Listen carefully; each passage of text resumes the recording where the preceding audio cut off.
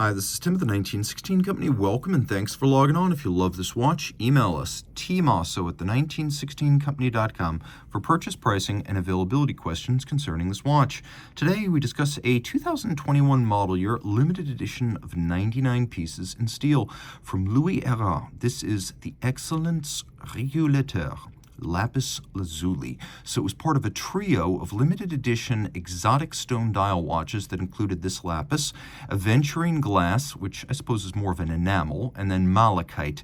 And significantly, for a brand that often collaborates with auteur designers like Vianney Halter and Alain Silberstein, this was not a designer edition so much as it was a materials-focused special series.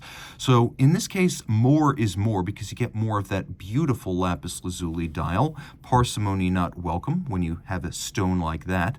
The watch is 42 millimeters in diameter, 12.7 millimeters thick, and from lug tip to lug tip, 49.4 millimeters across the wrist with a 22 millimeter spacing between the lugs. My wrist is 16 centimeters in circumference, and I could wear this, but I don't believe a smaller wrist could. You see down the barrel that the lugs are pretty far out to the edge of my wrist. Over the top, it's pretty broad. And I will say it's wonderfully thin, considering how large the case is. Under 13 millimeters with a sloped flank will fit under a dress cuff. You just have to have a wrist my size or larger.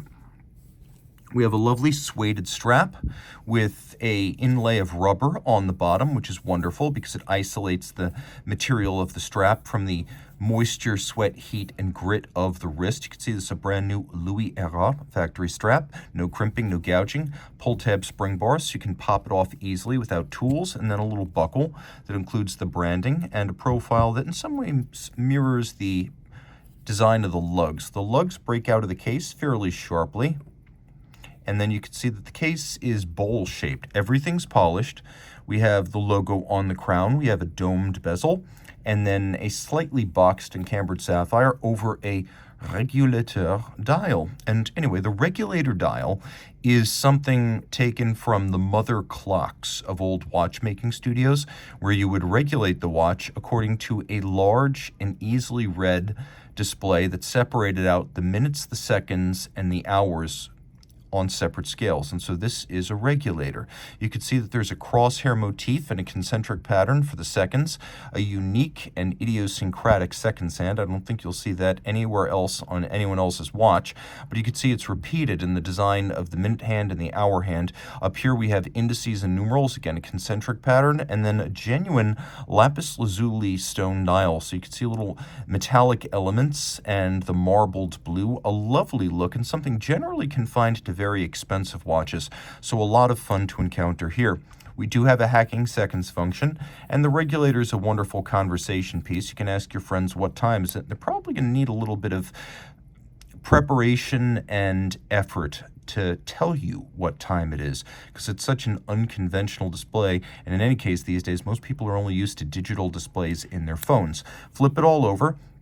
We have a Salida SW266, which is a version of the ageless ETA 2824 architecture. You can see the twin reversing wheels, bidirectional winding, 38-hour power reserve, 4 Hz beat rate, stop seconds, regulator display, and then you can see the reverse of the watch, noting that it's 50 meters water resistant, which is solidly more than the dress watch standard of 30 meters, but still don't swim with it. It's a simple workmanlike movement, but some people do like to see the beating heart of their watch. If you love this watch, reach out to Team Mosso at the 1916company.com for purchase and pricing details.